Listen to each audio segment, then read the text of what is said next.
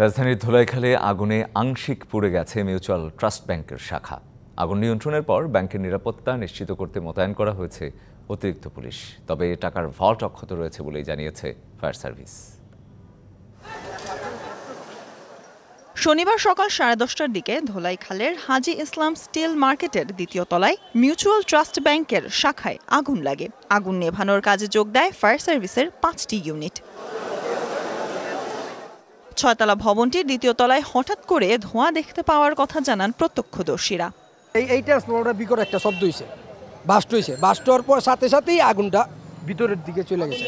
এসির একটা শব্দে এসেছে, তারপরে আপনার আগুনটা লেগে গেছে আর কি। দুমাস ছিলেছিলি হুন্না পাবলিক ছিলেছিলি করছে হুন্না আমরা দায় এসেছি গুলি ভিতরতে নিয়ে আর দেখতেছি ধুমার আগুন। 1.5 ঘন্টার চেষ্টায় আগুন নিয়ন্ত্রণে আনে ফায়ার সার্ভিস। জানায় এসি থেকে আগুনের সূত্রপাত হতে পারে। এছাড়া ব্যাংকের কিছু কাগজপত্র পুড়ে গেলেও নিরাপদ রয়েছে ভল্ট। 11:57 ফায়ার পুরো নিয়ন্ত্রণ এবং ফায়ার আউট হয়ে যায় আগুন নির্বাপন করতে সময়। এখানে এসি থেকে আগুনটা লেগেছিল আমরা যেটা দেখতে পারলাম, এবং আমাদের এখন ড্যাম্পিং এর কাজ চলছে। অগ্নিকাণ্ডের পর ব্যাংকের নিরাপত্তা নিশ্চিতে মোতায়েন করা হয়েছে পুলিশ।